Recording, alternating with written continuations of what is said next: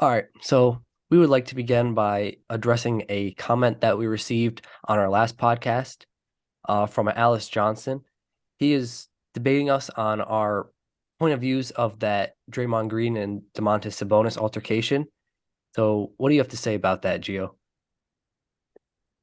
Um, going with the fact that they believe it was an excessive force, right? And that he gets leniency throughout the NBA, which I do agree with. Some players do get more time and more leniency than others, right?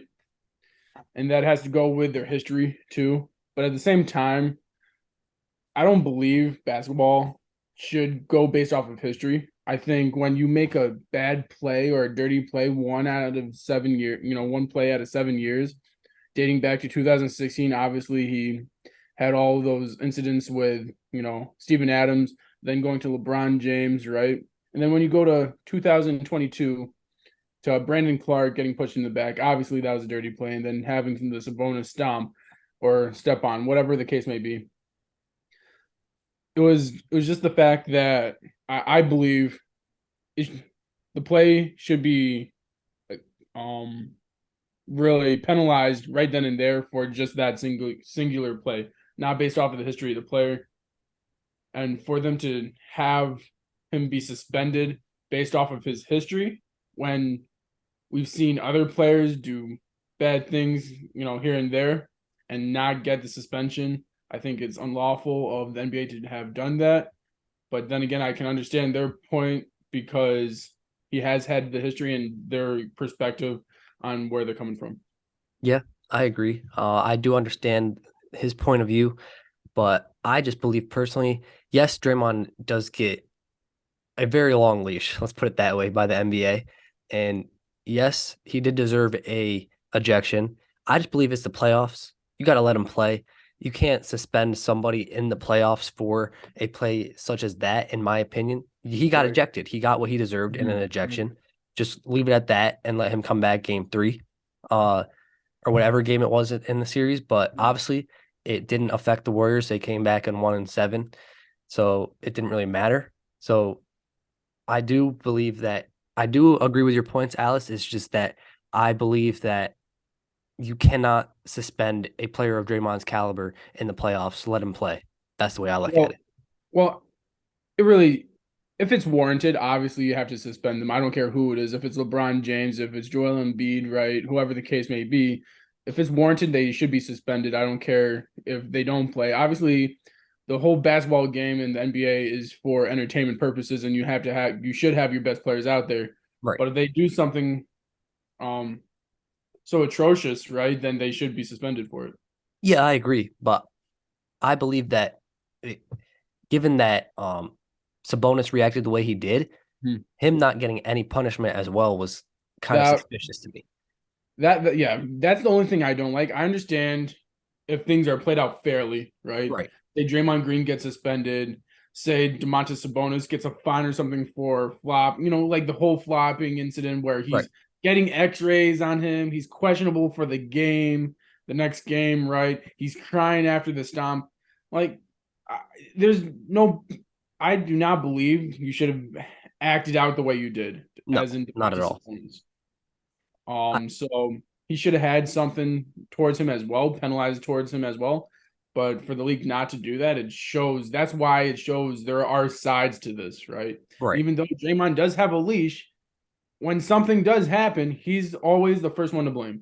Right. So, And just to clarify, we're not saying that Draymond shouldn't have got in a punishment because he deserved a punishment. right. We're just saying that both of them should have gotten an equal punishment if that's the way the NBA was going to go about it.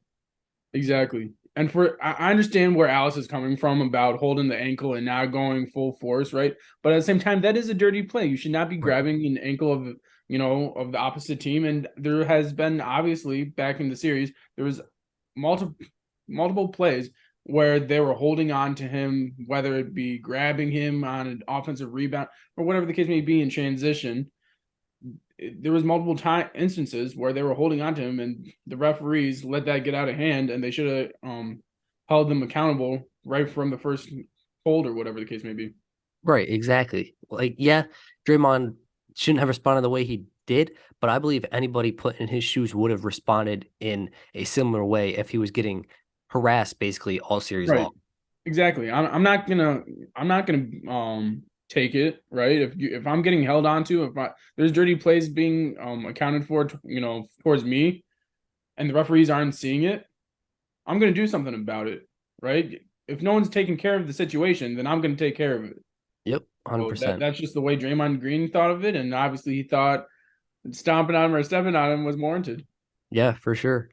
And if anyone else has any debates in future podcasts or previous podcasts, feel free to let us know and we'll debate you on them and give you our point of view and either agree with you or just say why we don't agree with you in the next podcast. For sure. I love it. I love all the talk and all the chirps. So I love, debating because it really is a debate, right? Right. It's not an art, like I don't want to say it's an argument or nothing's too personal where you get your feelings attached to it, right? This is a debate about sports where everyone should be able to talk to each other, right? 100%. We're not like Debate we're sides. not discrediting anything you say or arguing with you. We're just saying our point of view. Exactly. And if we agree, we agree. If not, you better be ready because we're gonna have all the facts to go against you. Right, exactly. But moving on to a much deserved MVP in my opinion for Joel Embiid. Um, yes, Nikola Jokic could have had a very, very large chance at a three-peat, which would have been NBA history, which would have been cool to see. But to me personally, I believe Embiid did deserve this one. But what are your thoughts? Because I see you a little, uh, you're not agreeing totally right now. I don't agree. Here's the reason. When you have a player in James Harden putting up his best numbers in the 3-point percentage, assist numbers, right? When he's gotten NBA MVPs in the Yeah, past, right? yeah, And he's putting up better statistics in this season alone. And then you have Tyrese Maxey, right? You have PJ Tucker. You have you have a great supporting cast behind you. You got McDaniels, you got Dang, right? And all these guys, right? but you can And say you the same for the Nuggets, though, if you ask me. I don't think he has a better supporting cast though. I believe he has a better one. If I believe he does. I think he has two guys I think he can count on, Jamal Murray, where he's not better than James Harden, right? Right. Okay. And then you got Aaron Gordon, right? Yeah. And the productivity level between him and Maxey, I think Maxey's a way better player. Okay. But I could say Michael Porter Jr. as well, though. But Michael Porter Jr.'s health is always in question. Yeah, that's true. But it hasn't been this year, though. It hasn't. Um, and for the Nuggets not to have a guy behind him that can play, right? Like another center. Whereas the 76ers, as we saw in last game, you have Reed where you could always have put him in there if JoJo wasn't ready to play. Yeah. I really think that the 76ers team is more complete. I think that Jokic had this is the thing with me, right? I think it is the whole voters fatigue. I believe it is. Yes. Because when a player performs better in a season than their MVP season and they don't get the MVP, how does that make any sense? Because it's not like Joel Embiid got the scoring title last year. Right. Joel Embiid showed all the numbers last year. It's not like he performed all that much better. No. Jokic performed a Yeah. lot better than his MVP season, and he still didn't win the MVP. That's why I'm frustrated because there's no consistency. Yeah, I do agree. That was going to be my next point. Yes, I do believe that Harden deserved it, and either one deserved it, if you ask me. It was Joel 1A and Embiid. 1B. Oh, you're saying who? I said, it's 1A and 1B. Okay, between Joel and Nicola, yeah. okay. So I believe both of them deserved it, 1A Yeah. and 1B. Mhm. And I think that was gonna be my next point was voters fatigue. That's the reason they gave it to Embiid was because they didn't want to see Jokic win it 3 times in a row, just like they didn't want to Right. see Rudy Gobert win Defensive Player of the Year 3 times in a row, just like they Mhm. didn't want to see Giannis win MVP 3 times in a row back in 2020 and Right. 2021. Mhm. Um, they want to spread the love, but I feel like spreading the love comes at a cost. Like if like you said, if Jokic performed that much better, he Right. deserves the MVP. It, exactly. And my whole point is being the first seed in the West, first time ever for the Nuggets, right? For him to be producing the same or better numbers than he did last year when he won his second MVP, he should have won it for that reason alone. When Oh yeah. Joel Embiid really played the same way this year, and he's the third seed in the East, whereas I think he could have been the second or first seed. Let's be honest, they should have won a lot more games, in my opinion, Oh yeah. to be the first seed. And for him to be, like I said, played pretty much similar as last season, it doesn't make any sense. What is the MVP? Is it a participation trophy now? Honestly, because if Nikola Jokic played this way this year, he should have won the MVP, no doubt about it. If he didn't even have a single one, and we saw these numbers, we would have said this might be one of the best big men ever. If we Oh yeah, saw 100%. these numbers, and he was the first seed, Yeah, but I feel like you're also discrediting the Embiid though because he did average 33 and 11. he did. But according to last year, I believe what was it, 32, 31. I believe something around there. Yeah. I'm gonna look up his stats for so 2021, 2022. Hmm. He averaged 30.6 and 11.7 rebounds. Like I said, what are you gonna ask him to put up one more point a game? Yeah. So so for me, it pretty much goes off of Jokic's numbers, where and the fact that he is the first seed in the West, first time ever for the Nuggets. That's a bigger feat to me. Yeah, I agree. Honestly, I'm just happy that Embiid finally got one after all the hardships, if I'm gonna be honest. Because he's been wanting one for years at this rate. Well, here's the thing: everyone wanted one when MJ. Everyone wants a championship when MJ played. It's not like they got one. I Yeah. understand the whole point of view on that. LeBron James deserved to have a Defensive Player of the Year when Marcus Gasol won one. Yeah. Let's be honest with that, right? LeBron James deserves to have at least, I would say, two or three more MVPs as well. Back in the day when he should have won one, I believe 2015, maybe.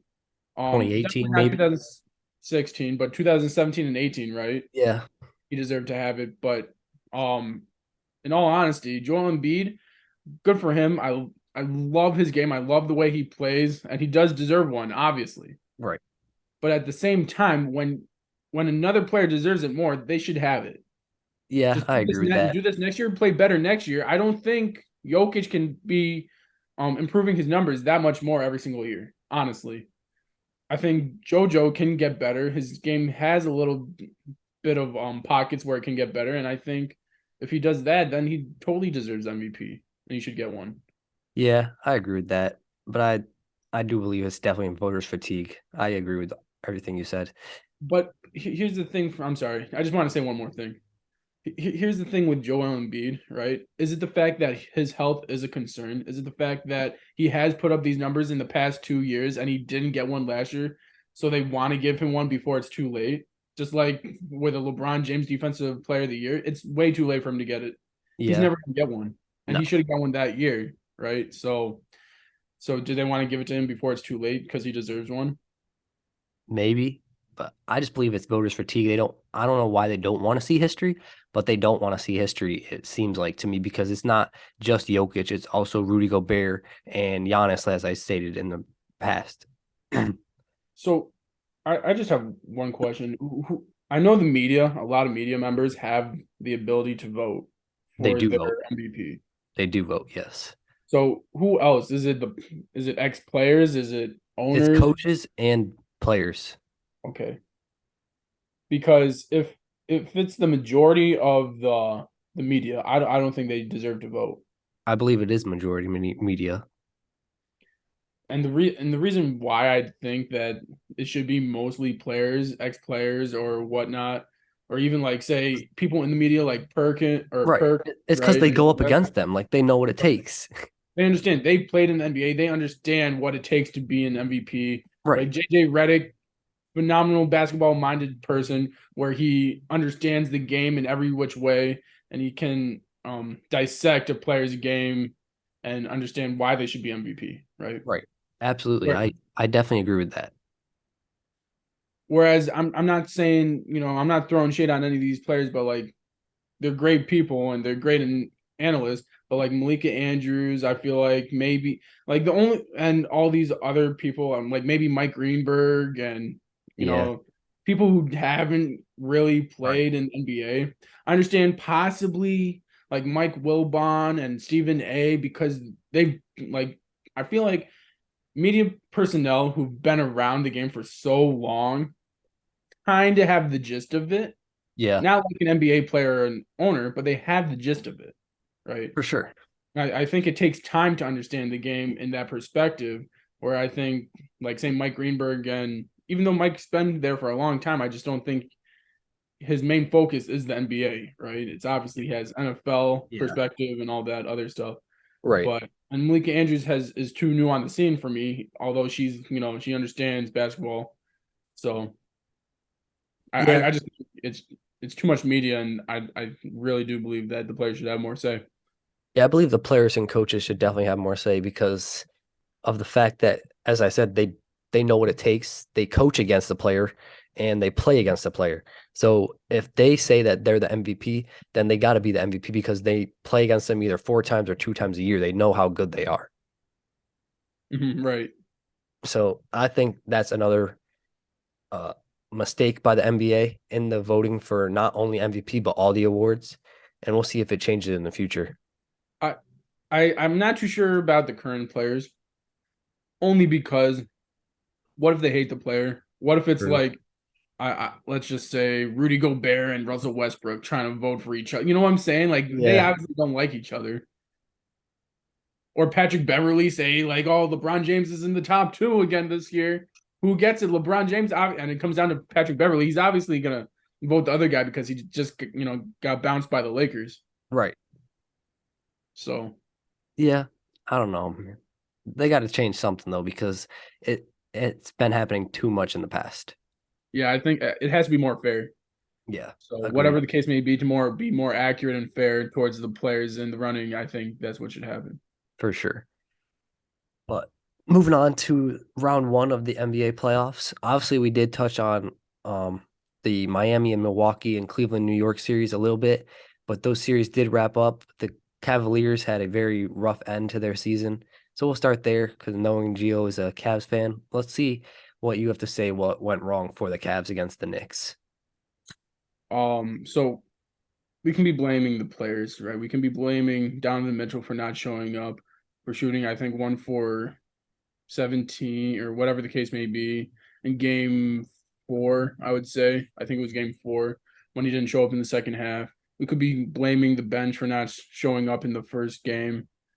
We could be blaming all these other players for not playing, boxing out Jared Allen, obviously not playing the defense he should be. Isaac Okoro and uh, Jetty Osman not playing defense on Jalen Brunson, To be obviously not closing out on him. to be honest, I blame Mobley the most. Well, I don't blame any of the players. Okay. This is the thing with me. When I'm looking at the playoffs, as in any other high quality or like um like in March Madness, right? Anything of that nature is going to come down to the coaching level. Yes. Bickerstaff is not as great of a coach as Thibodeau. Okay.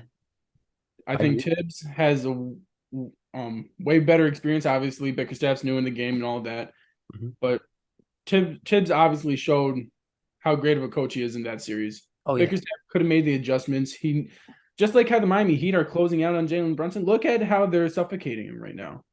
Obviously, he's getting some points, but look at how they're suffocating him. They're forcing everyone else to beat them. Yes. And the board game, obviously, look at the boards that's happening with Miami right now with Bam Adebayo and all those guys. And Kevin Love, obviously, getting the boards over the Knicks. It really comes down to coaching, in my opinion. And that's why I think the Kings lost to the Warriors. I think Mhm. that's why the Cavs lost to the Knicks. I also believe that's why let's just be honest here. LeBron James is pretty much the coach of the Lakers. Obviously, we've seen the camera go to him, huddle, and he's drawing up the plays. LeBron James and Darvin Ham are better than what's his Jenkins. Jenkins, right? So Yes. it really does come down to the coaching in the playoffs. Yeah, I agree. And that's why also the Bucks beat the Buck or the Bucks lost to the Heat. I would also agree. Obviously, there's a different circumstance there Right. because Budenholzer, I believe his brother died, Oh, right? really? I believe a family member or some. I know someone died, I didn't know that. and I don't believe he was in the right mindset to be coaching that series. I think he was just doing it because it was out of respecting to his players and out of a respect to the game, right? Right. But really, I don't think he should have been coaching that series because he wasn't in the right mindset. But anyways, coaching does influence on who's going to win the playoff series. Where I do believe Philly has an amazing chance, not only because they have the MVP, because they have Doc Rivers, who's an amazing coach. He's a top 10 coach, compared to Joe Mazzulla. Yes, but we've seen Doc Rivers choke multiple times. We have in the playoffs, but he's also an amazing coach. I, I Yes, he I is. think there have been adjustments that he's needed to make in the past, but overall, he's an amazing coach. Yes, I agree. But to me, the reason the Knicks lost was because of Or effort. they won Or the next yeah, the one. Knicks won, I mean, was because of effort. The reason the Cavs True. lost was lack of effort, I do and agree. especially by Evan Mobley. I expected not I didn't expect Mobley to dominate because Mitchell Robinson is a very good center in the middle for the Knicks, but I expected him to put up more than 10 points a game. But who does it come down to? Who is the force on letting him know he has to play better? The Where coach, the effort yes. has to be made? It is the coaching staff, Yes. right? Yeah. Obviously, you can go to Donovan Mitchell or Darius Garland because I do believe they are the two leaders of the team, and they should have enacted more force and more encouragement to the other players, saying, "We got to go. This is it. We win this or we go home" type of mentality, right? Right. Especially They D have Mitch, to knowing do he's this. been there before. I I don't know what it was with him. I love Donovan Mitchell. He's one of my favorite players, but the mentality, it looked like it wasn't the same as, Yeah, no, say, in the past with the Jazz. not at all. It seems Like like he was taking it easy. I don't know if he thought the Jazz had a better chance at winning a championship than this Cavs team because he didn't look locked in with this Cavs team at all come playoff time. The only player I would say that looked locked in was probably Darius Garland, Yeah. in my And he still opinion. struggled. He struggled. I think Isaac Okoro played great in the last game defensively against Jalen Brunson. I think Jetty Osman tried his heart out. Obviously, he needed to make smarter plays offensively, where I think he was trying to take too many contested threes and he should have passed it up. But anyways, I would have liked Donovan Mitchell to play with more aggressiveness because look at the teams who's having success. Look at the aggressiveness their top player has. Anthony Davis, for one, is playing extremely aggressive. I know I love to bash Anthony Davis because he's inconsistent, but right now he's being consistent. He's top five player right now, being aggressive. Jimmy Butler, actually, I would say Jimmy Butler is the number one aggressive player in the playoffs by far. No one close to him Right now, yeah. just because of how great he's played and how he's played in the past in the playoffs. There's no one better than him right now in the playoffs. Then you look at, like I said, Anthony Davis, Steph Curry, ridiculously aggressive. I don't think I've seen Steph Curry like this attitude from Steph Curry playing in the playoffs. I love to see that. And then we also look at, I would say, I don't want to say the Celtics because they did have an easier first round with Jason Tatum. Just I feel like going through the motions, but we'll see the attitude when the series gets heated between Philly and Boston. But everyone's been playing with aggressiveness, and that's one. And really, the Cavs didn't show that. Yeah, I agree. I also believe lack of it was lack of experience that really hurt the Cavs against the Knicks because the Knicks had been there before. This Right. was majority of the Cavs roster had not been there in the playoffs yet outside of Donovan Mitchell and Jared Allen. And obviously the Knicks had a great game plan going in to take Donovan Mitchell out of the game and it Mhm. worked, but it was definitely a disappointing end to the Cavs season, especially a season where I know you expected championship aspirations and maybe even a championship. I I would have obviously I would have loved to have a championship. I would have loved to have a string of championships because if we get one, it's obviously Right. easier to get the second. I feel everyone says it's more difficult. But once you have that championship, mindset and experience, then you obviously have an easier time, I would feel like, Yeah. going into the second one. But I don't know if we're gonna get back here like this. This was our best year by far. To have Donovan Mitchell, hopefully, I know we have him for maybe 1 or 2 more years, but the other players, we need obviously more depth, right? Yeah. We're gonna need to pay Darius Garland. We're gonna need to pay Evan Mobley soon. We're gonna need to pay, I would say, Jared Allen. well, Jared Allen, we already paid 100 mil to him, so Okay. I think we're set with Jared for a little bit, and then obviously I was gonna say Karis LeVert, we need to pay. So there's a lot of guys coming up on their contracts, and we just don't have enough money and time to waste. So we need to, attack it when the iron's hot, right? So Yeah, for sure. We'll see what happens next year, but definitely a disappointing end of the season for the Cavs. I'm glad we made it to the playoffs, though. I'm Right. glad Yeah. that we did get this experience. The positives about this is we did get more experience. Right. Darius Garland understands what he has to be in order to have this team be successful. Donovan Mitchell understands what he has to be, because I think everyone was hoping Donovan Mitchell was just going to carry like he did on the Jazz, Right. Yeah. where that's not the case on the Cavaliers. Mm-mm. Because you have so much talent. Everyone was passing up great opportunities to give it to Donovan Mitchell. I feel like, so in reality, the team has to play better collectively. Obviously, we had a whole season to play collectively, but in the playoffs, that obviously did not show up. And hopefully next year they understand what they have to do in order to win. Yeah, for sure. But yeah, moving on. The second round matchups are Miami and New York. As we touched on, Miami did beat Milwaukee 4-1. The Philly swept Brooklyn. Um, Boston beat Atlanta 4-2. Atlanta did give them a scare though at the end though. Trey Young did force game six. Starting to heat up, right? Yeah, it was looking like they might have forced a game seven until the Mm, Celtics pulled away. right. Uh, Obviously the Denver ran through Minnesota. Minnesota Yep. didn't give us as much as a fight as we thought.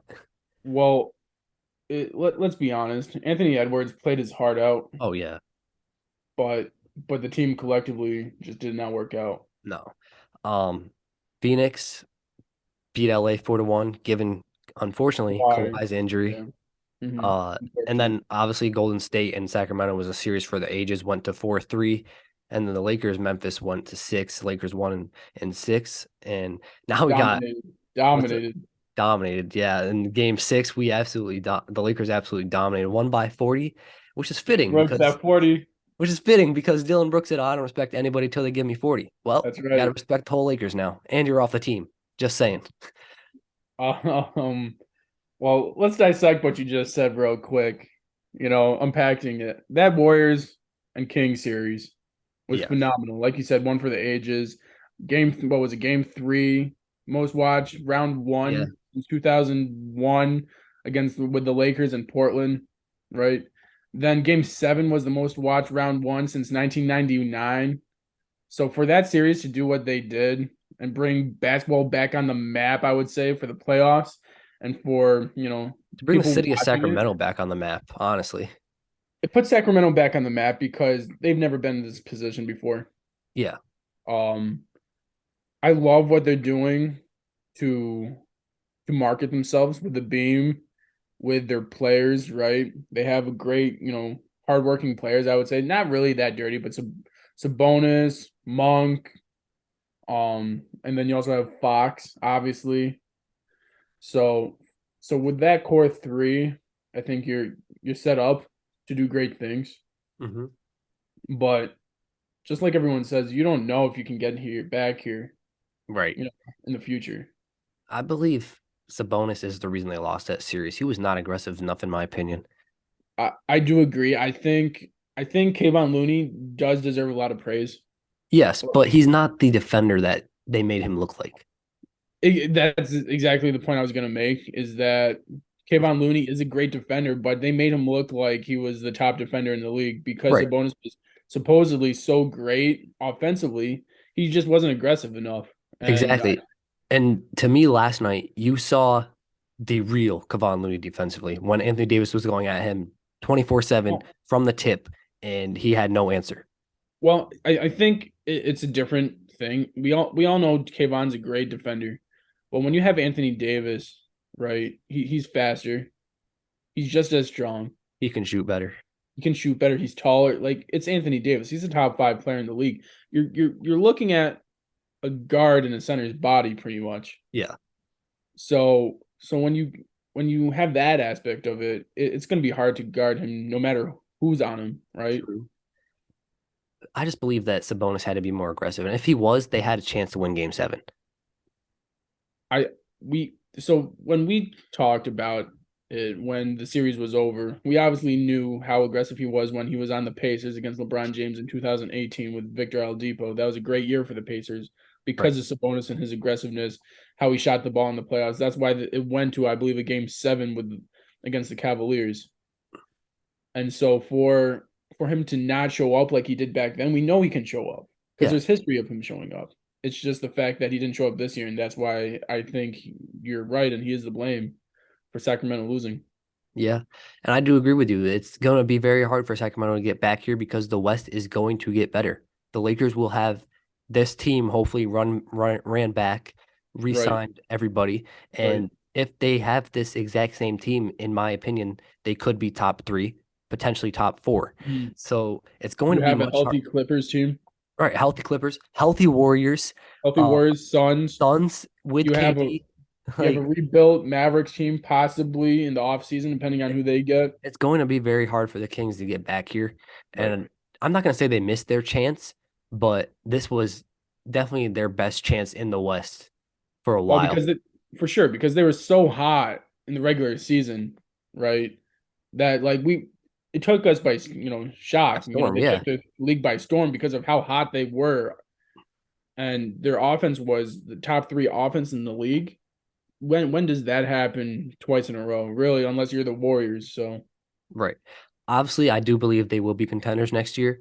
It will just be much harder for them to win next year than it was this year. 100%.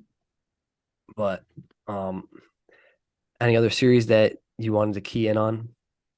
That Lakers and Grizzlies series. Let's talk about that real quick. I I really just want to say one thing and one thing only. The Lakers proved that they are. I know the Grizzlies were hurt and whatnot. For the Lakers to beat the Grizzlies by 40, beat them by 40 in the first round when everyone thought the Grizzlies were all that, it's just remarkable. They are championship pedigree because they beat them by 40 in the playoffs. Absolutely. If the Lakers stay healthy, specifically Anthony Davis, Mm. the Lakers are championship contenders. They not only proved that Friday night, they proved that last night, beating the defending champs in their home. 100%. When you have the confidence of Austin Reeves and you have the confidence of Rui Hachimura, in addition to LeBron James and Anthony Davis, and then you have D'Angelo Russell hopefully giving you, like you said, the 15 to 20, there's no way you guys can lose. No. And the fact that we're playing with this much confidence in the playoffs since the trade deadline, the best record and best defense in the league, it's going to be a very hard team to beat. There's something special about this team, and they know that. Right. So we'll see what happens. But on the Grizzlies side, obviously we know the aftermath that came out fast. Dylan Brooks is not going to be returning. I believe that is 100% smart by the Grizzlies. What do you think the Grizzlies have to do in the offseason in order to get over the hump? Because this is not the first time they've fallen short. They fell short last year against the Warriors as well. I think health is really key because obviously John Moran got hurt last year, right? Right. John No, Moran got hurt this year as well. right. And no Brandon Clark or Steven Adams this year. Exactly. So when you look at it in that aspect, you got to bring everybody back. Now let's run it back one more time. Well, Healthy. outside of Dylan Um, Brooks. which also another thing I don't like seeing that you're pretty much making him look like obviously he was a bad guy in that series, but for you guys to put that out there right after the series, Yeah, I was and the I was season's not shocked. even finished. Right. I was shocked that they did it so early. I thought they'd wait till at least the season was over. It's petty on their part, and it shows me how low the Grizzlies organization is. Honestly, outside of I'm sorry, who's the coach again? Taylor Jenkins. Jenkins. Yeah, Yeah. I love Jenkins as a coach, but the whole team, John Morant's attitude problem, right? And obviously, I love Steven Adams because I think he's just a good hardworking player. But everyone else, Jaren Jackson Jr., right? Then you got Brandon Clark. Dylan Brooks. Everyone's got an attitude problem. And then when it shows up in the front office, that we're just gonna put a blame on someone else like Dylan Brooks and put all the blame and say how we're not gonna bring him back. There's no class in that organization whatsoever. No, I believe it's on not only on the players because the coach is great, as you said. It's not only on the players talking too much and poking bears, in the words of Right. Dylan Brooks. It's also on the organization. They do stoop to lows, and we saw that by what they did to Dylan Brooks after the series. It's just ridiculous. There's no class in that organization where if you have a classy organization, let's just say, for example, the Boston Celtics, you're gonna have a lot of success, right? Yes. I know you have a feud with them, but you guys obviously have, I would say, somewhat of a classy organization where you respect your players, you give them. Obviously, look at the Clippers in that organization. Everyone has praised for Ballmer because of how well he treats his players. Obviously, same thing with Mark Cuban and down in the Mavericks, right? San Antonio with Greg Popovich. Everyone who has a classy organization has success one way or the other. Yeah, I agree. It falls on not only on the players but on the organizations as well. And I think that's where media falls short. They blame the players, but they never focus on the organizations. I 100% agree. I also think that it's also accountability. Yeah. When you have I hated how they talked about other aspects of basketball when LeBron James messes up or any other top five player messes up, the magnitude of to detail is insane in the media. And for a team that was, I think, what, top three They in were the league, second in the West. second in the West, and they talked all that throughout the whole season, and they didn't show up. There's no talk in the media Nope. saying how they should have done better, really. So they're just obviously you should praise the Lakers, but you should also talk about the Grizzlies and how they stoop to a low, how they're a classless organization, and how they got to get better Yeah, I agree. There has been a little bit of talk, but they should definitely talk about it more. for sure. But back to the Lakers. I've been trying to think of a team who started out so poor and turned it around and not only made the playoffs, but made the second round and potentially make it past the second round. I can't think of a team that's had a better turnaround mid-season. Can you I think of one? I I do want to say one thing. I don't think there's. I think people put emphasis on like how great this team is, right? Especially after the playoff or after um the trade deadline. But when Hmm. you have LeBron James and you have an opportunity to be in the playoffs, there's literally no bound, right? The sky's the limit when you have Yeah. LeBron James in the playoffs and Anthony Davis, right?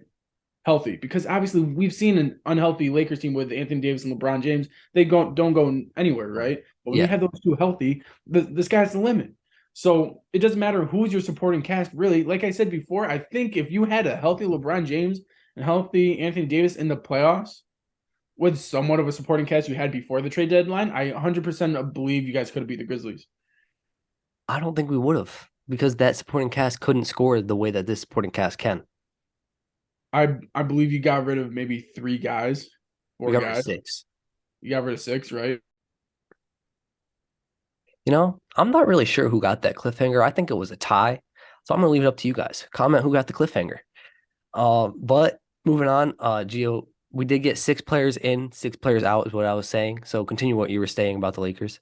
So anyways, needless to say, I think if you have any supporting cast behind LeBron James, really, and Anthony Davis, you can go far in the playoffs. Obviously, I want to give a lot of credit to Jared Vanderbilt's defense, and I think he's a huge contributor of why you guys are in the position where you are. But Absolutely. really, I think when you have LeBron James and Anthony Davis, the sky's the limit.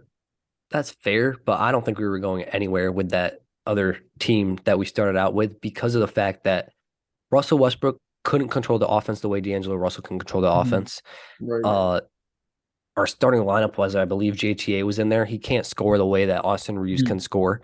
Right. Uh, it was an in and out Anthony Davis and in and out LeBron James, as you said, which Mhm. didn't help. We weren't healthy, but I believe even if they stayed healthy, the success wouldn't have been what everyone expected it to be. Well, I don't think it would have been a championship, obviously. I think you guys have the greatest chance of a championship here. I I agree. think I think you guys could have had a chance depending on if LeBron James and Anthony Davis had remarkable postseason, performances. The sky is the limit with those two. for but sure. it would have been a very hard path, unlike this one where it looks somewhat easier.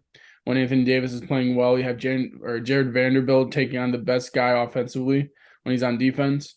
And then you obviously have Austin Reeves playing. I think the way the game is being played right now by the Lakers really, really helps improve his game a lot. And then when you have Rui Hachimura coming off the bench, giving you guys, great minutes, great looks, I think sky's the limit with you guys as well. For sure. But back to the question, do you think there's another team who's had a mid-season turnaround as successful as the Lakers have? Because I can't think of one. Mid-season turnaround. I'm not really mid-season. I want to say if you're looking at a low seeded team that is like an eight seed, right? Mhm. Gonna have to go with Miami Heat. This is ridiculous the way they're playing. When you have Jimmy Butler and you're an eight seed, I think they're in the same class as this Lakers, Oh yeah, where they didn't have the same success and like they have in the past this year. And they're able to come into the playoffs and totally, just turn it on, right? As people say, you can just snap your fingers and a team can just turn it on. This is the Miami Heat and the Los Angeles Lakers, right? And obviously, we can also say obviously the Golden State Warriors are number 6, right? right. But the Golden State Warriors couldn't win on the On the road. road, and they did. And they won twice. They won twice in Sacramento, which is a very hard arena to win in. Mhm. One. And when you win twice in Sacramento, I thought the series was over. I was so upset. When they lost what was it, game 5? Or no, 6. Game 6. 6, yeah, When they lost game 6, because I was like, okay, great. They won game 5. It's now 3-2. yeah. Go home, end it, right? And they lost. A dismal performance from Clay, obviously Klay Thompson, and I would say a little bit of Steph, but Steph tried his heart out. yeah, Going to game 7 on the road in Sacramento. Steph puts up 50. Man, that's insane. And so what I'm trying to say is when you have, in the past, I don't think there is a team like this. But this year, there are teams who are stepping it up in the postseason when they didn't look like they could in the regular season. for sure. And to me, it goes back to experience. These teams Right. that are playing this way as lower seeds have multiple championships, have multiple Right. champion players, and Yeah, not a coincidence that they it's are playing crazy. this way. It's absolutely insane. And here's the thing: I totally understand the point at which Mad Dog Russo was I believe talking on First Take today, how he believes that the league should reseed after every round. Yeah, And I understand that point of view because when you have teams like this, when you have 2 championship pedigree teams in the Lakers and the Warriors. Warriors, right, play each Yeah, other, and then you have a team like the Suns and the Nuggets play. The Suns are I don't want to say a hard team to play, but they are the higher seed, right? yeah, So shouldn't they play the lowest seed or the easiest team in the West? But right now it looks like it is because the way the Warriors and the Lakers are playing, that might be the easiest team to play right now. yeah, for sure. I do agree with that. Honestly, reseeding would be kind of cool. Mm-hmm. But so for those of you who haven't been paying attention to the playoffs, the second round slate is Miami, New York, both tied at 1 apiece now. Philadelphia, Boston, both tied at 1 apiece after Boston's stomping of Philly tonight. Denver, Phoenix, Denver up 2-0, looking like a very scary team, looking like a hungry team. If you ask me, they won a Very hungry. championship. And unfortunately for the Suns, Chris Paul, as always, did get hurt in the playoffs. Not looking like he's likely to play game 3, maybe game 4. But I believe if he does come back game 4 and they lose game 3, the series is already over. There's no point in playing him. So we'll see if they can steal a game without CP3 and get him back for game 4. And then Lakers Golden State, which is basically a finals matchup in the second round. And as I Right. stated earlier, the Lakers did win game 1 last night. So that is a heck of a second round playoff slate. Ridiculous. And it's going to be very fun into the playoffs. And to make the point, the 1-1, right? For 76ers to have James Harden 45-point performance in game 1. Without Embiid. Right, without Embiid. And then the Celtics to dominate in game 2. With Then Embiid. With Embiid. Right. Crazy to think that the MVP made them worse, right? then you go to the Knicks and you go to the Miami Heat You have Jimmy Butler, amazing performance game one on a hurt ankle. It was beautiful. Kyle Lowry, the whole gang played amazing, shot well. Then you go to game two without Jimmy Butler, and it was still close. It was Yeah. still close. Yeah. And then you go to probably the best series of the whole playoffs, and you guys, and that was back and forth, back and forth. It was beautiful to watch. Great rebounding, great defense, great shooting. Right? It was beautiful to watch. Obviously, LeBron James didn't shoot that well, but it was still amazing to watch. Then you move to the Nuggets. They were down in game two. I thought it was over, and they come back. Like you said, they're hungry to win a championship, and they look like the best team in the NBA right now. Mm-hmm. I believe I'm gonna go on a limb. I believe whoever wins the Warriors-Lakers series Really? will be in the finals. Really? You think after I just said that about the Nuggets and Nikola Jokic, To Jamal me, Murray? yeah, because to me, AD would dominate Nikola Jokic. We've seen that in 2020 if AD stays Yeah. healthy. Okay. And who's gonna guard Steph on the Nuggets if the Warriors beat the Lakers? I do agree. I think the Warriors have a better shot to beat the Nuggets than the Lakers.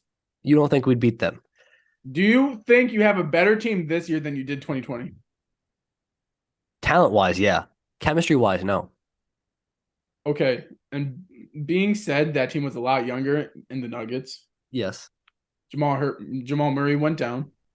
true. If you have a healthy Nuggets team, right? I think it's going to be a fun series to watch no matter what with Lakers and Warriors and Nuggets. But the Nuggets will come out of that series. I honestly think the speed and the tenacity of the Warriors will work the Nuggets 100%. Yeah, I'm not gonna be mad if the Nuggets do beat us because I do want to see Jokic get his first ring. He deserves a ring. Right. But I just believe that AD will be enough if he stays healthy to put us over the hump in order to win that series. Do you think he can carry you guys like he had? Because we've seen Anthony Davis carry, but we haven't seen it consistently through Right. a 3-round process. Yes, that's the thing. If he dominates the Warriors consistently throughout 7 games, Right. I am very confident that we can beat the Nuggets. But if he turns it on and off like he did against the Grizzlies, I Right. won't be as confident. Because that's the thing with me is when you guys lost. What was it? I think did you win that game when he had 13 and 11? We did Was win that that one, but we lost game 2 when he had like 10 and 10 or something like that. Right, exactly. You can't. A top 5 player can't swing from having a 30 and 20 game to having the 13 and 11 or 10 and 10, like you said. Right. So when that happens, it does put concern in my head, saying, Yes. "Wow, what Anthony Davis are we going to roll the dice today? Are we going to Right. get And the player or the 10 and 10 guy?" that's what I'm nervous about tomorrow because he has a tendency to dominate in one game and then the next Right. game he just doesn't want to play. Like I don't understand.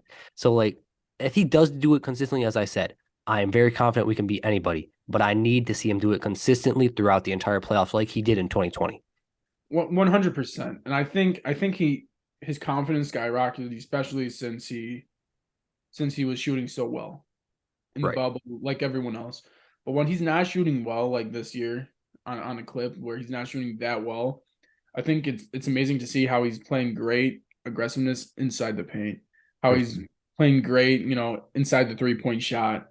It's just that's the big man Anthony Davis I like to see. 100%. Not settling it and getting to the paint no matter what. Right. And But and go for ahead. me, is he going to be more passive in game 2 to LeBron James? Is he going to be more passive? Because when I see Anthony Davis, right, in a first game series or whatever the case may be, and during the game he looks passive, and then when he's passive, they lose. Yeah, 100%.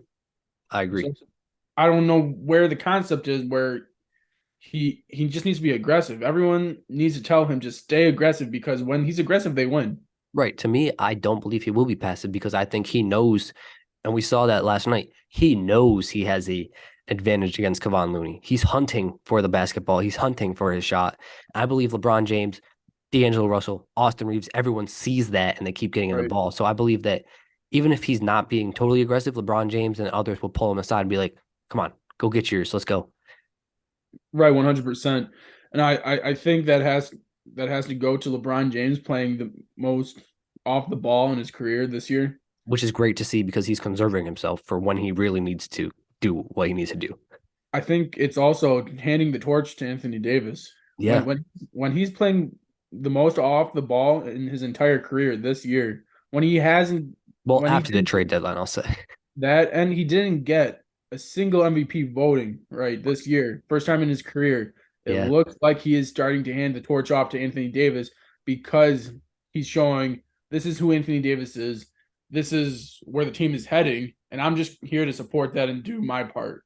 Yeah, I agree because he only had 22 and 11 on 9 of 24.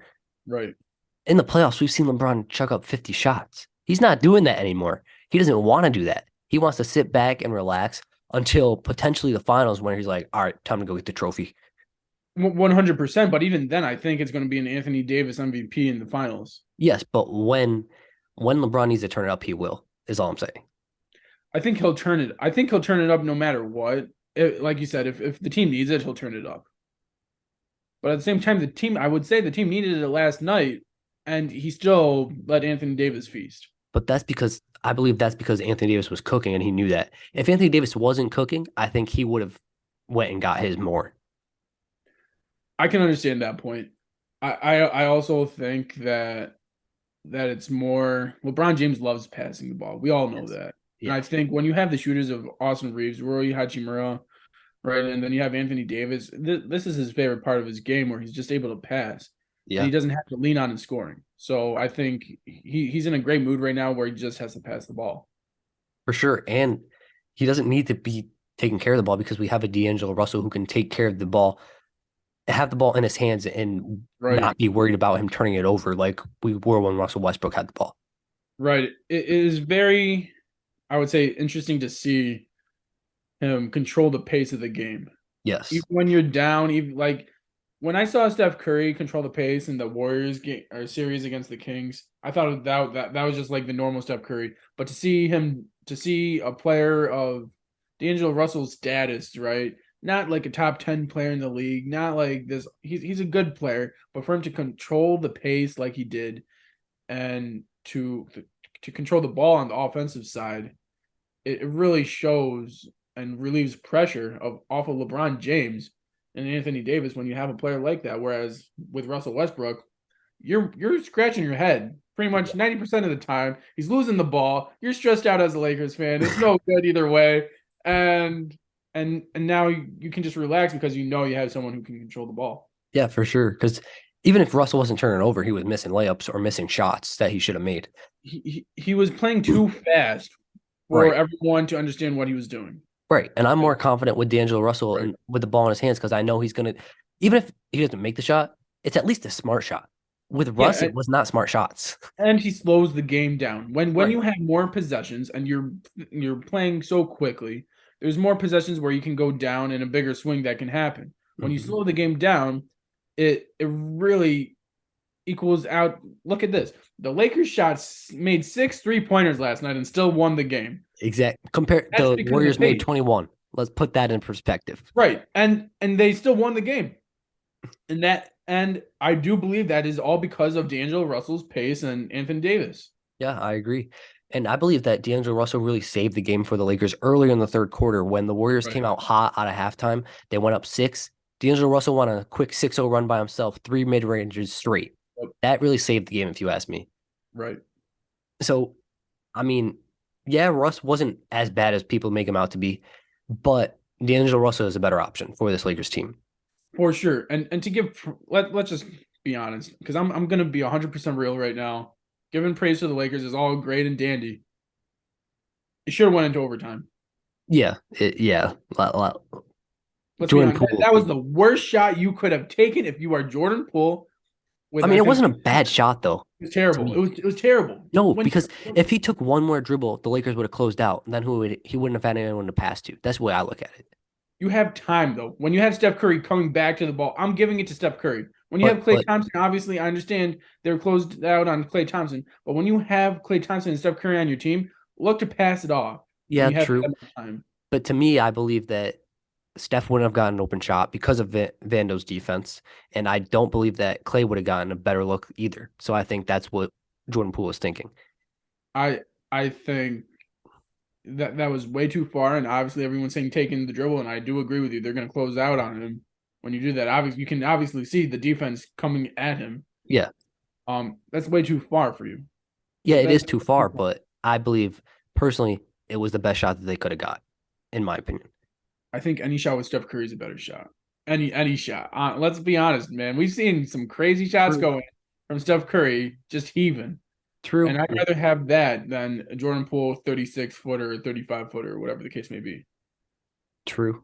The Lakers definitely need to clean up the last 5 minutes of that fourth quarter because For that sure. was awful. They almost choked that game. Obviously, what was it, the 14-0 run or 12-0 Yeah. run?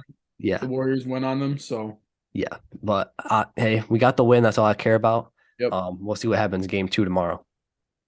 So, who do you have in your finals Right now, right now? that's a good question. Putting me on the spot, Gio. Do you know who you have right now? I don't. That's why I'm. Well, I do. Let's just say I have an idea. One, I think it's going to be my Warriors. Well, not mine, but like I had them going back to back right at the Okay, beginning of the yeah. season. So I'm going to take my guys, from the West.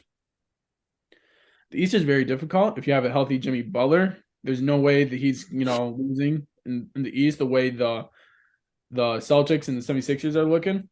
But then again, I'm looking at that 76ers team, and there is a lot of question marks, but they look really good when they're good. They Like do, but they're like inconsistent. the last game, but they're inconsistent like this game. So Yeah. it's very tough. And same thing with the Boston Celtics. When you have Jason Tatum do an amazing second quarter last game and then not show up this game when he had 7 points in the first, I think, 3 quarters, there's no way you can win when your star player does that.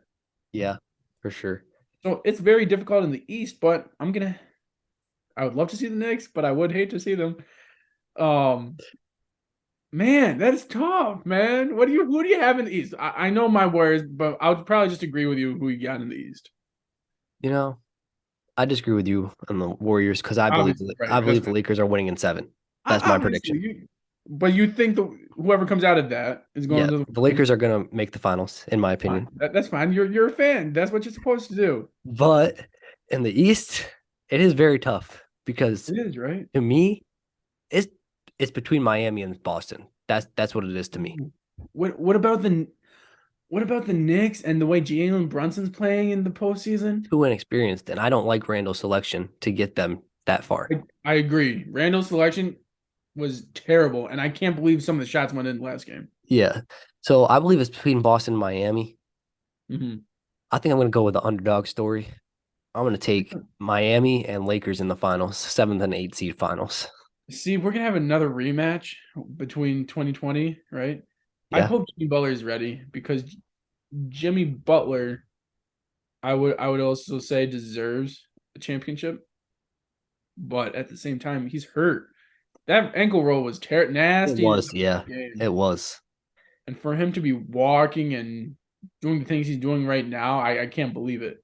Yeah. I won't be surprised if the Celtics beat the Heat, Mhm. but I'm choosing the underdog story because I think it'd just be a great story to see a rematch of that finals.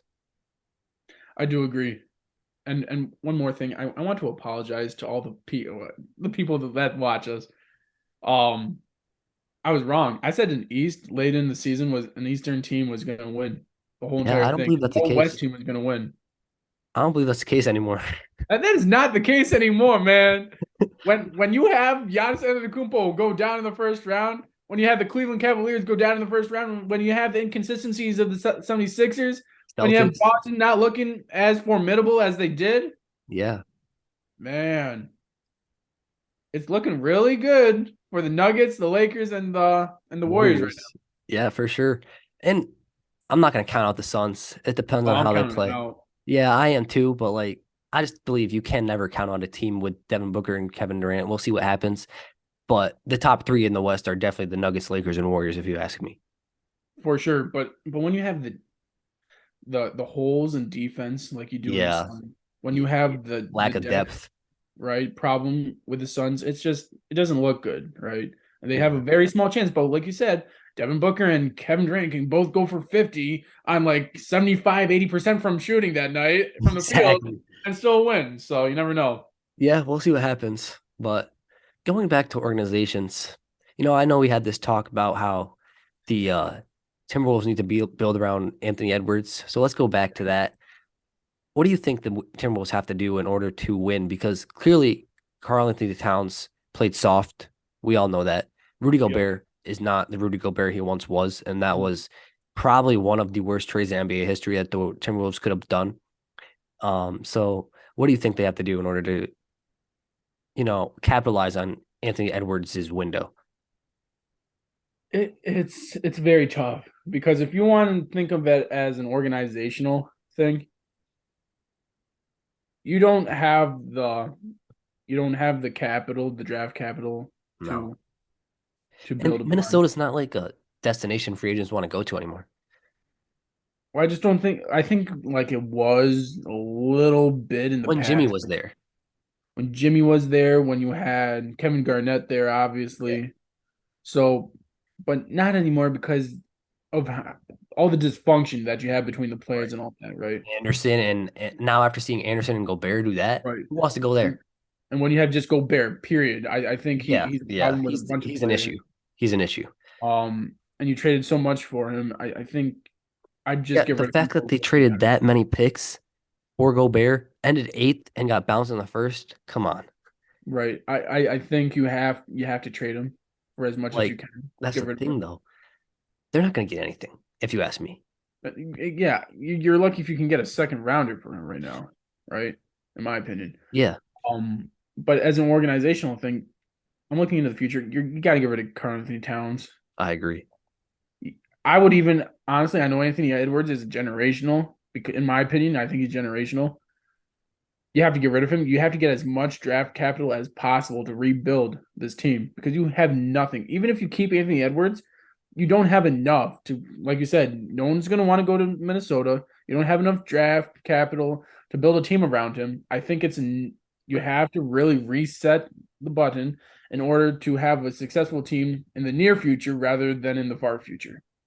Well, to me, yeah, they got to get rid of Rudy and Cat, but I think they don't have to get rid of Anthony Edwards. They don't have to rebuild completely because that Cat trade is going to get them, if they do pull off a Cat trade, it's going to get them a lot of revenue and a lot of players, if you ask me. Let me ask you this question. Would you get rid of Karl Anthony Towns and Anthony Edwards Or, the next 6, 7? No. Let's say this. Next 8 first round picks, yeah, including the number 1 pick this year. okay. So you got Victor Wembanyama, and you Hmm. have 5 other first round picks in the next 6 years. Would you do it? Yeah, I would, because it's number one picks. Well, it's just this number 1 pick, right? You don't know Oh, actually, no, I don't think I would because I think I'd want to keep Anthony Edwards, but I would get rid of Cat.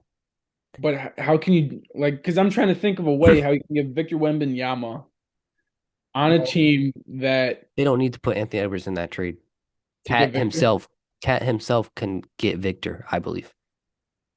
I think just the potential of Victor alone, right, is a questionable trade. Yeah, but I believe that any team would do that because they're like, oh, Karl Anthony Towns, top five center. Let's go. So it really depends on if they want. It's so tough because I think Victor alone, like with the Spurs, can put them into a playing scenario, put them into the playoff scenario. I think Yeah. Victor alone on the Rockets can put them in that spot. I wouldn't say the Rockets, but I I think don't if know. you, I know they're trying to trade Jalen right now, which is crazy. They But are. yep, they're looking at Jalen Green trades right now. If you keep everyone, I think it is a high possibility when you have Parker, you have Green, and you I have just believe, Victor. to me, they're just too young. They're young, but at the same time, look at the Grizzlies and what they did with that young team. I really think if True. when you have enough talent, when which the Rockets would have if they had Victor, Well, it they could just be depends. playing. It depends on if Victor is what everyone expects him to be because we've seen bust before. We've seen a lot of buzz, but what they're expecting, right? I'm Right. saying, I personally believe he needs to build up on his frame. I think he's too Like skinny Chet for him. Holmgren. Yeah, I think there is a lot of possibility for injury to happen in the future for with him sure. if he doesn't build up his strength and his For sure. durability because the NBA season is a lot different than what the FIBA Cup is or the FIBA, basketball plays over there in Europe. For sure. The same thing has to go with Chet Holmgren as well. He's like the same as Chet. Mhm. But we Right. have seen it work though with Kevin Durant specifically. And at the same time, with Kevin Durant, He has been getting hurt lately. Yes. he's getting hurt, but it's the shot. Like look at the shot creators, right? And the shooters of the league. He doesn't put physicality like he's going into the lane like I would say Victor would be doing. He usually crosses over, stops right at the free throw line, takes a jumper. That's exactly right.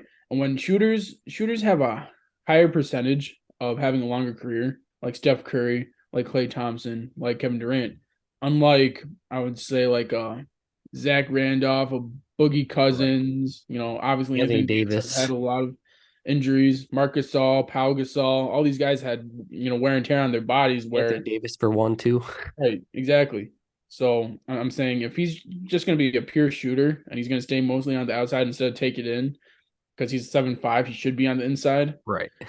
But if he's just going to be a shooter as of right now, I think he's going to be successful. That's fair. But yeah, to me, the Timberwolves just got to build around Anthony Edwards and find a way to get players that play well with his play style. Because clearly, Karl Anthony Towns and Rudy Gobert do not. No, I think it has to be more of a Trae Young scenario. Look at the success that the Hawks have had with Trae Young. I think you just need to find pieces that work with his game. Obviously, Clint Capella, right? John Collins, DeJounte Murray, all these guys work with Trae Young's game. I think it's the same thing when you have a ball dominant player like Anthony Edwards. You have to have players that work with him, whereas Karl Anthony Towns needs the ball in his hand in order to be successful. Same with Anthony Edwards. Yep, definitely. And I believe that's also why the Lakers are succeeding the way they are, because they're a team of non-dominant ball players. Right. Look at LeBron James. He was a ball dominant player his whole career. This is the most, like I said, where he's been off the ball, which is Right. insane to me. He's the best player, I would say, on the team, and he's playing off the ball the most. Exactly. And the thing is, we have a second year player in Austin Reeves. We're Right. giving him the ball in the fourth quarter with 3 minutes to Right. go, with the game But on the line. he obviously he's worked up to that and he Right. deserves that moment. But I'm just But saying, it's still crazy as to think about. yeah, that's all I'm saying is that, yeah, credit to Austin Reeves. He deserves it. Oh, It's for just sure. insane that we have arguably the greatest basketball player of all time, and we're giving it to a Yeah. second year player at the end of the game and trusting him over the greatest player of all time, potentially.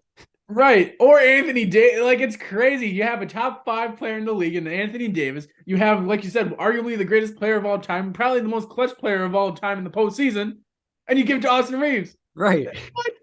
Like, that's just insane to me. And that's another reason why the Lakers have turned it around, because they have so many players who they can count on. Right, 100%. I think you can count on Roy Hachimura. I think you can count on Dennis Schroeder, He's shown it. obviously, Yeah, exactly. give you big minutes. I think you can obviously count on Reeves and D'Lo. Right. So that's just, to me, that's the blueprint that the Timberwolves should be looking at and trying to follow in the offseason. Right. So you're looking for more off the ball, less ball dominant players to work with. Yeah, I think you need more shooters. Let's be they do need honest. more shooters for I sure. think if you rely on Kyle Anderson to shoot for you, you're not going to be doing anything.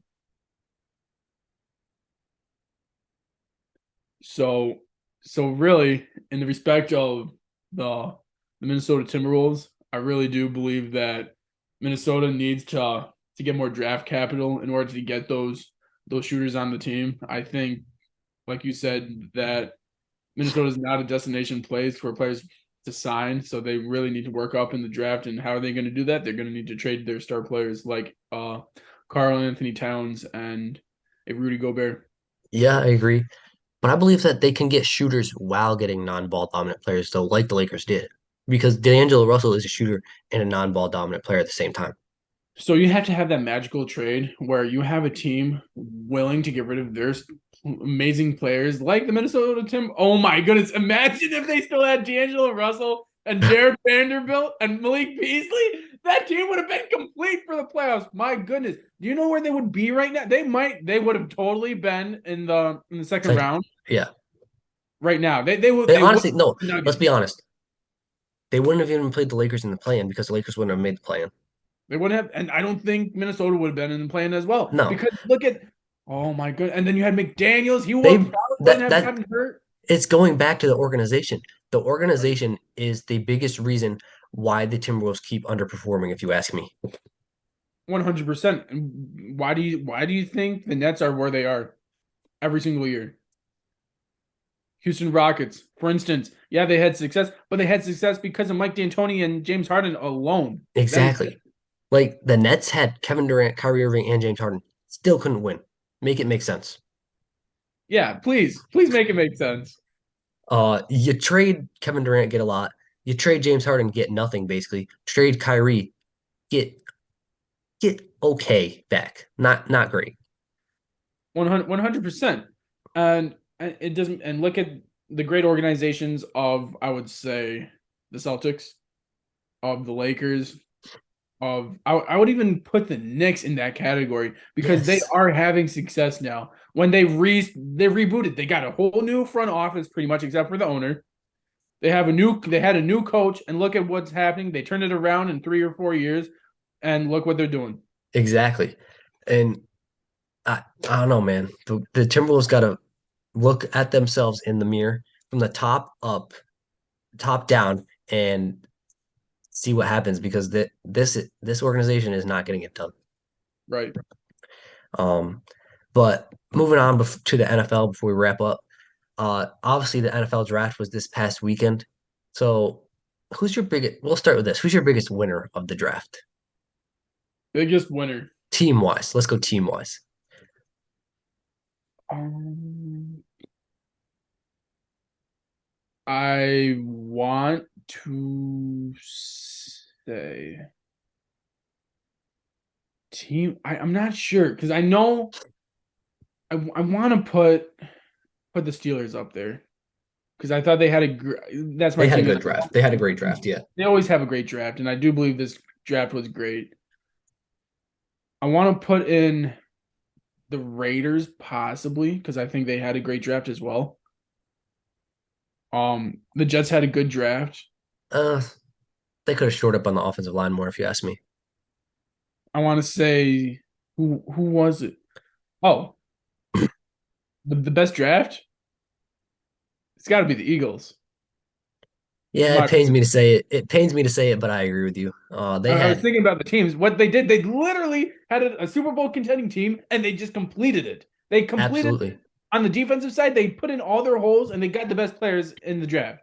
absolutely, and they not only filled holes for their team, but they got the best players off the board That's with their right. picks. Right. So They had two, what was did they have two first rounders or yeah, they just yeah, right? two, So and they they got Jalen Carter, and I believe another player. I don't remember the second one, but Jalen Carter in himself was amazing. right. And then they top it off by getting DeAndre Swift from the Lions.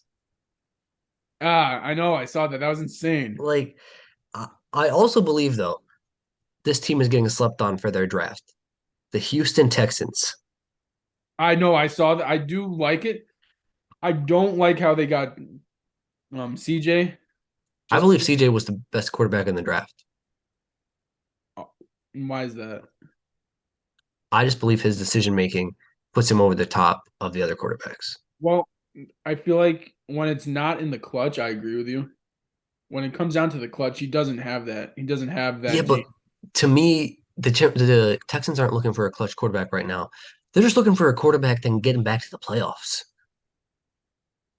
True. I think he'll do that for you, right? I think he'll be that quarterback to get you into the playoffs. I don't think he's Super Bowl contending though. No, he's not. But they can build their team to be Super Bowl contender around him though in the future. I do love so CJ Stroud would be the perfect quarterback for what you're saying. I think Will Anderson's beautiful pick. Beautiful pick. Absolutely. To get arguably the best offensive player in the draft and then the best defensive player in the draft and back-to-back picks is crazy. Right. And then you got Nathaniel Dell, right? Coming out of Houston. And then you got Dylan Horton in round 4 coming out of TCU, who's a great edge. Then you got a linebacker from Bama and Henry Cho, you know, Yeah, dude, they had a great draft and it's being slept on. right? Xavier Hutchinson, who's a Like, great player as dude, well. they had a great draft. But But yeah, to me though, the Eagles are definitely the winner of the draft. oh, 100%. But where are you I gonna what? What were you gonna say before that? I also wanted to say that Seattle Seahawks had a great draft. I was gonna say the Giants too. The Giants did, but I most the probably the best receiver in the draft went first, and Smith and Jigma Yeah, yeah. from To Ohio State.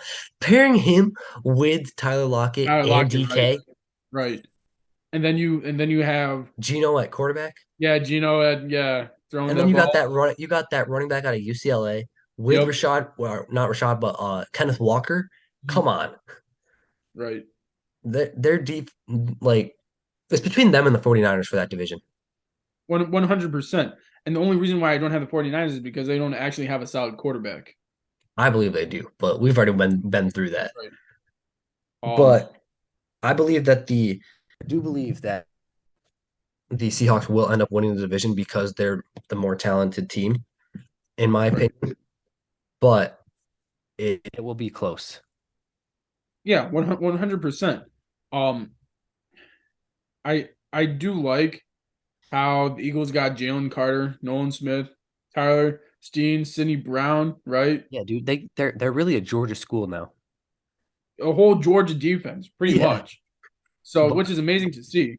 right. And it's just it sucks as a Cowboys fan because they just went to the Super Bowl and they didn't get any worse. They got better, I would say. So to me, they're obviously the favorites in our division, the NFC East, and then they honestly might be the favorites in the NFC again. 100%. I don't like to say it because I do believe that it sucks that every year you guys do get better, but another team gets even more better, right? Exactly.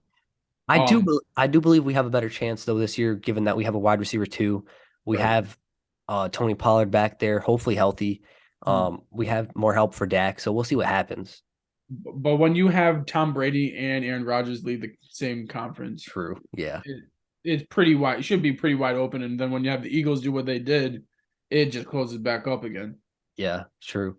Obviously, speaking of Rodgers, the stalemate did finally end between him and the Packers, and they moved on to the Jets. Oh, do you Uh, mind if I say one more thing oh about the yeah, go draft ahead. quick Go before ahead. you? Okay, I do. This is the reason why I do like the Las Vegas Raiders and their draft is because they focused on something that was so necessary for them, which is their defense. Right? They got Tyree Wilson, who's a great edge from Texas Tech. They got a good tight end, which they obviously need since um what's his face? Waller went to the Well, Giants. thank you, Darren Waller. Since Darren Waller left, you got a defensive line from Byron Young. You got a cornerback, right? You got a safety, you got a linebacker, and a defensive line on the draft. So for them to focus on their defense, hopefully they can play better next year. But I do think that they did get better because their offense is pretty complete as it is. Yeah, I don't know. I'm never gonna believe in the Raiders until they show me to believe in them because I thought last year they had a chance to win the division and clearly they played very poor. I thought when they have when you have Amari Cooper, when you have um beast mode, and you Right. have So obviously we know who got the cliffhanger that time. Cliffhanger Geo right back at it. Uh, I think I got the first one. I'll give him the leeway on that one, but he got the second one for sure. But continuing what you were saying. well, when you got Amari Cooper, Marshawn Lynch, and then Derek Carr, right, as your top three, and then I think you had a lot more other guys on that team. When I think didn't you have Khalil Mack as well on the defense possibly for one year? Did yeah. And they didn't go anywhere. So obviously I can understand your trust issues with the Raiders. But that being said, I think they did have a great draft. But that's all I wanted to cap off on that draft. Did have a good draft, but I just don't know if it'll be enough to get them over the hump. Right. But Um. we'll see. We'll see what happens. Mhm. But moving on to the Rodgers trade, Right. obviously the long stalemate between the Packers and Jets ended. The compensation for the Packers was pick number 13 from the Jets, a 2023 second round pick, which was number 42, a sixth round pick, number 207, a conditional 2024 second round pick that will become a first if Rodgers plays 65% of the plays for the Jets. And then obviously the Jets got Aaron Rodgers, pick number 15 from the Packers, and a 2023 fifth round pick, which was number 170. So based off of that, who do you think won the trade and why? I believe Green Bay did. Okay. No, I'm just playing. Obviously, we all know the Jets won that trade. You got Aaron Rodgers for pretty much to little to nothing. Obviously, we saw what happened with Tyreek Hill, right, in that move. So Yeah. we believed it was going to be more than that, right? Yeah. But all considering, I do believe the Jets won that trade single handedly because they should have gave up way more than what they did, in my opinion. And then you pretty much you keep all your players. That's the main focus. When you are able to keep your main core group from last year and just add on an Aaron Rodgers, right? What you needed a quarterback to be successful and to be complete. Really, there's no bound to success for them, and sky's the limit. Yeah, I agree for sure. The the Jets definitely won the trade just solely because they got Aaron Rodgers. But Mhm. I do believe that the Packers made out as well though, because getting that many picks for him Right. without is still a win to me. Mhm. Um, so they definitely won. Well, not won, but they definitely made out more than people are saying. And obviously the Jets won because they got Aaron Rodgers. And as you said, keeping their core players is was key because now they got Rodgers, Garrett Wilson, um, other receivers that Corey Davis, Right. uh, Mhm. they got Denzel Mims. They have weapons galore and a healthy Brees Hall coming back potentially. For So sure. obviously the Jets won, but to me, this trade was a win-win for both teams. So the only reason why I say the Jets won in this trade is because you know me, I'm all about the history. I'm all about understanding who has success, right?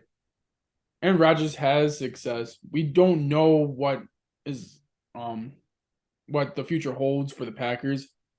Yeah, And because I do say they did it is a win-win, but I'm not a big fan of Jordan Love.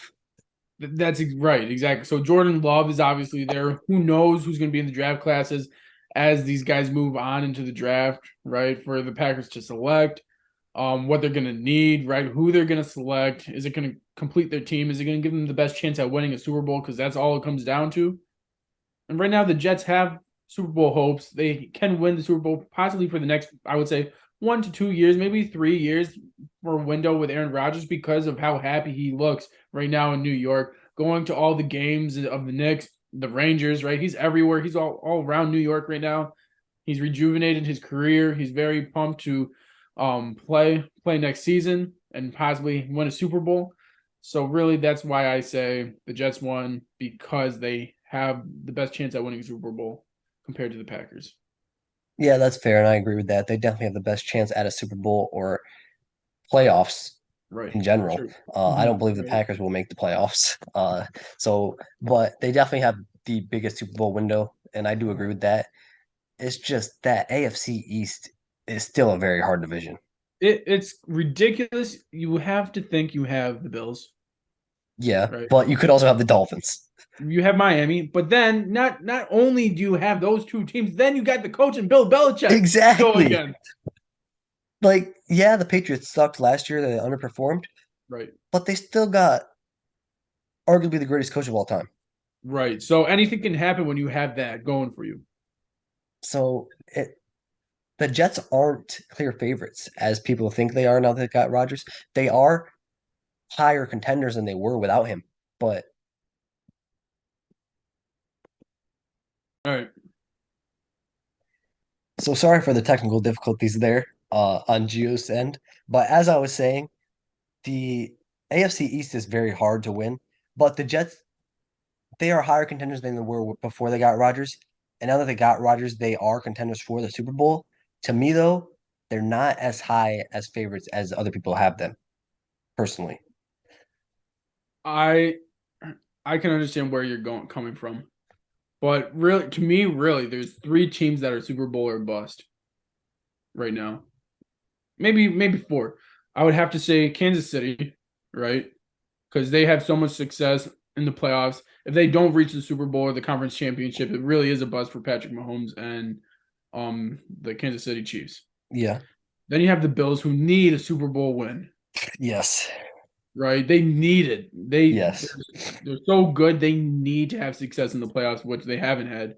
So Yeah. they're coming to an end on that. It's Super Bowl or bust. You have a great team in the Miami Dolphins who just Hmm. added Jalen Ramsey to their defense. Have a great, offense. Obviously, our Dolphins fan is not here at the moment, but I'll praise the Dolphins right now. They have a great offense, right? Tyreek Hill, Jalen Waddle. You have Tua Tagovailoa, who supposedly could win his MVP this year, right? You got Jalen Ramsey added to that amazing defense. So they're Super Bowl or bust, in my opinion. Then you have Aaron Rodgers and the Jets, who's probably one of the most complete teams on paper. They're Super Bowl or bust to me as well. Yeah. I'm honestly gonna say the Cowboys are as well. I would say the Cowboys and the Eagles in the NFC. I don't know about the Eagles though, because like they have enough talent where they can continue to win and Mhm. make the Super Bowl. But for the Cowboys, they're getting up there in age. I I do okay. So yes, with the age thing, I understand that with the Cowboys. But when you have the success of the Eagles as well, when they go to the Super Bowl and possibly go to a second one and they don't win, then you're just like the Bills in the '90s, right? You're just going to the Yeah, Super Bowl and losing. So that's true. I do get that. But yeah, I definitely agree with the other three as mhm. well. And obviously the Jets, because as you said, they only got, in my opinion, a 1 or 2 year window with Aaron Rodgers because he's Right. 38. Hmm. He can't play forever.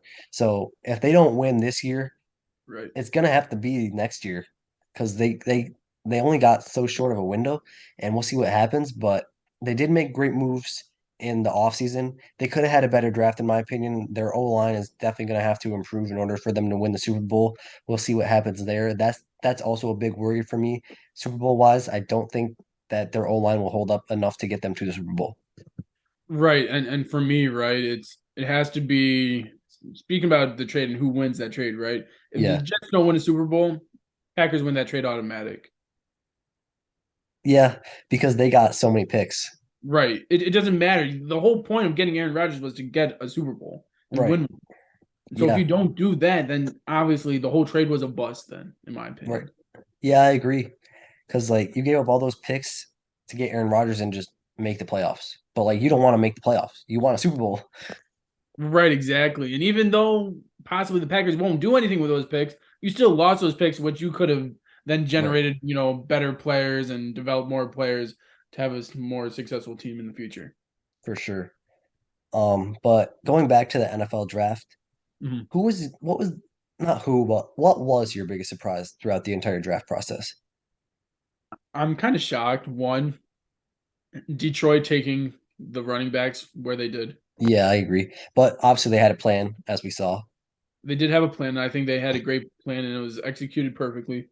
Number two, I'm shocked that the wide receivers went so late in the first, and then Yeah. once Smith and Jigma was the first one to go, then Hmm. obviously we had a whole run of wide receivers that went in the first round. So I do believe that was quite a shock for me as well. Yeah, I agree. Speaking of wide receivers, I'm surprised that Jalen Hyatt went so late to the Mhm. Giants in the third round. I thought he was late first, early second. The fact that the Giants got him in the third round is a steal for them. For And sure. it does stink that the Cowboys will have to go against him 2 times a year because he is going to be a stud for the Giants. He's going to be their Mhm. wide receiver one starting Right. in his rookie year because they have no wide receivers, if we're being honest. Um, Right, exactly. but the other surprise to me that was really a big surprise was Will Levis not going in the first round. So I thought the Colts would take him at fourth. I I'm shocked with that as well. I'm shocked, but at the same time, that Florida kid is really great. He is good. He is very good. To me, though, I just thought Levis was the better fit for the Colts and the better quarterback. I do believe he was a better fit. I'm not sure about a better quarterback because it is so iffy on the draft, and we don't really see True. great quarterbacks that are drafted, high play well, right? It's very True. rare that you see that. That is true. Um, But yeah. no, keep going. I was just gonna say it's I can't believe they're quitting on Matt Ryan like they are.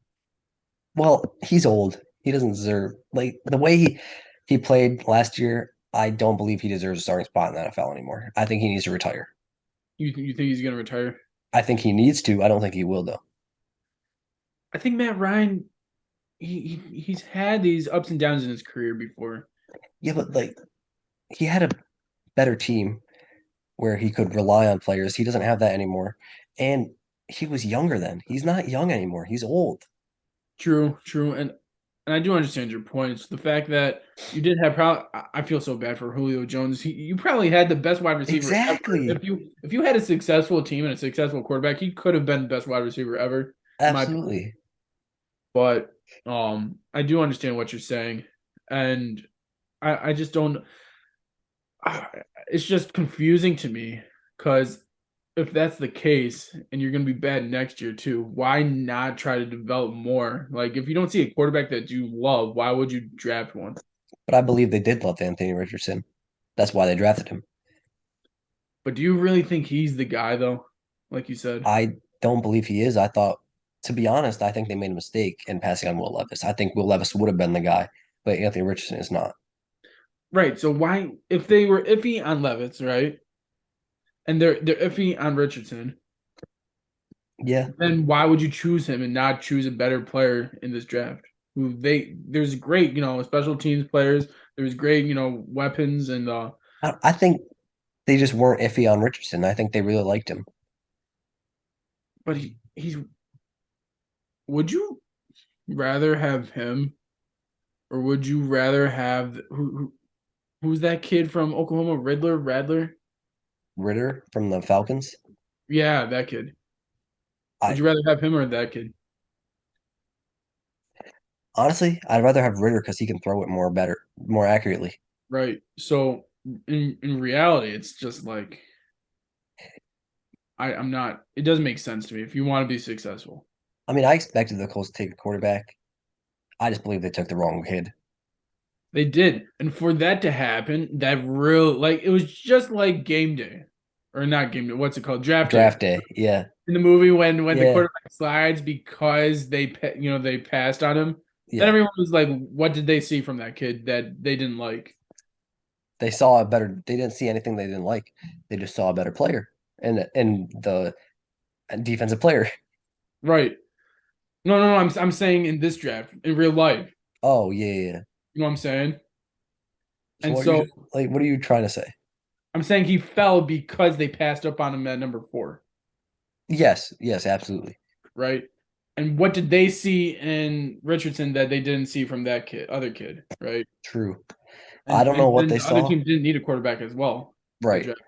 Yeah, I don't know what they saw, but I believe that Will Levis is going to use this on motivation, and he will be the Titan starter, not this year, but potentially next year. Right. I wish the Steelers drafted him. Bro, you got I Kenny do Pickett. love our offensive lineman pick because it now shows that it's You guys are all trying to, on yeah, Pickett. It's all on yeah, Pickett, the yep, success of the Steelers. So in reality, I do like our secondary pick too, our second round pick. yeah, Beautiful for pick. sure. But if we got him, man, in the second round, I would be more confident in our quarterback play. I don't know, man. I don't think he would have upped Pickett that much. You don't think so? I don't. I think Kenny Pickett is going to take a huge jump this year, as I've stated in the past. I hope you're right, man. I really do because I'm done with this team if he doesn't. But yeah, going back to Will Levis, I believe he's going to use this as motivation. And Ryan Tannehill did state that this pick is a bit of deja vu, as we know what happened with the Dolphins and Tua when he was there. Right. Um, what do you think this? What do you think he means by that? You think he's like upset, and do you think he deserves this from the Titans? 100%. As you can see, all they have is Derrick Henry. Yep, They 100%. got rid of their number one weapon in AJ Brown. And well, who else was on that team? Didn't they have They had a few others, but it was mainly AJ right? Brown. Right, exactly.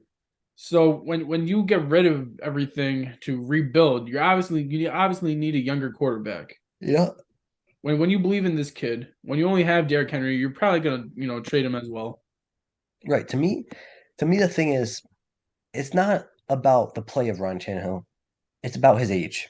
They know Yeah, that he only that's the has only thing. they know he only has a few years left. Ryan Tannehill, as Nick Say has stated in the past, who's not here right now, is the definition of a mediocre quarterback. Right. Mediocre quarterbacks aren't going to win you playoff games. Will Levis has the potential to be a star, potentially a superstar. Hmm. If you have the chance to draft that player, you go ahead and take it no matter who your quarterback is at the time. That's the way I look at it. Exactly. And then if you're Ryan Tannehill as your mentor, who's a good quarterback, Exactly. it's a perfect scenario. Like, bro, Tannehill, it's not like he's going to come in and take your job right away. Obviously, Right. you don't want them to take a quarterback because you want to make sure your job's secure. Mhm. The NFL's a business, though. Things are going to happen. You got to deal with it. Exactly. It's a business first, and you just gotta understand that it is a business first. But also, when you're in that situation, embrace it. Right, you're gonna be a Exactly. mentor to probably a great quarterback, right? And for success down the future for the team that you did play for, it's gonna be I want to say fulfilling, right? If that team does have success because you're part of that success, even if you're not on that team because you did mentor that quarterback. Exactly. And we all saw this coming at last year when he got benched from Malik Willis. Right. Ryan Tannehill is going downhill. They need a quarterback for the future. They had to draft one. 100%. And it's not even a guarantee that Ryan Tannehill is going to start. So Variables stated that it's up to all three quarterbacks, Malik Willis, Ryan Tannehill, and Will Levis, who starts. And if Ryan Tannehill comes in with this mindset, he's not going to be able to start. Right. So it's up to we'll see what happens, but we're going to need the Titans are going to need a motivated Ryan Tannehill if they're going to want to win if he's their starter. 100%. And I believe that that was why the Titans did it to make him mad and motivate him. I do agree. Maybe that will light a fire underneath him and then he'll play better. But at the same time, like we said, who are his weapons? What kind of team do you have around him? And you can't really have that much success if you don't really have the weapons around you. So Yeah, they're going to have to keep Derrick Henry because he's literally the reason they make the playoffs. he's the only reason they made the playoffs. Obviously, that defense played okay, but But like if you have a running back running over 200 yards a game, yeah, you're going to make the playoffs. well, let's be honest here. Josh Jacobs, he was the best running back, but still, Derrick Henry did run the way he did, and they had the success because of him. So Yeah. I do believe that Derrick Henry would have won the rushing title if he stayed healthy though last year. okay, I can see that. I do agree with that. But yeah, Josh Jacobs would definitely was the best running back last year, statistics wise. Right. So we'll see what happens. But yeah, we'll see what happens with the Titans. It's going to be interesting for sure that quarterback situation going into the offseason. Hmm. But you got a segment to wrap us up? Yeah, I just want to call out Saudi Arabia, right? I think what they're doing in the sports industry is pretty interesting right now. For to sign obviously in their Saudi league, over this I believe over the summer it was Cristiano Ronaldo, to have WWE, to have boxing matches there, right? They're really, upping uh themselves in the sport industry. And then for them to be trying to pursue Lionel Messi, right? Yeah. Lionel Messi. I do believe that's very intriguing as like because they're going to be the new sports hub of the industry, right? And I think uh, sports need to capitalize on this opportunity right now. I understand there are, I would say, cultural differences, right, as of right now, and there are some parameters you have to follow. And then you also have live golf, right, based off of Saudi too. Hmm. So they're impacting the sports world a lot as of right now, and it's going to be interesting to watch what happens in the sports world moving forward since they have so much money and since they do have an impactful force going into the future. For sure. In the video game world, it there's no new drops, but it is actually Star Wars of Jedi did drop a pretty good game. I haven't played it, but it looks pretty good. So if you're into that, definitely go and get that. I've also been playing NHL 22, very underrated game. If you haven't copped that, I highly suggest it. And for the fans wondering, just before we wrap up, Nick Saya is going to have to take a personal leave from the podcast for a few weeks to deal with some personal stuff, just so you guys know. So it'll just be me and Gio for a little bit until Nick Saya can come back. And as far as that, hopefully Nick Saya is okay, and we'll see y'all in the next one. Yeah, I hope he's okay. So thoughts out to him when he goes through this. But really, happy May the 4th, since you did mention that Star Wars game. Happy May the 4th. May the 4th be with you. So there's that. Make sure gonna take over Nick's spot, right? Make sure you guys leave a comment on whatever you guys want to know about, any debate you guys have for the next podcast or previous podcast. Make sure you guys like the video. If you like this podcast, we do appreciate that. It really helps out a lot. Make sure you guys go ahead and check out the Instagram, the TikTok, right?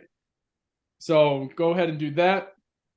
And then thanks you all for watching. Make sure you guys hit that subscribe button down below. And like three wise men said, we're out. Peace. Peace.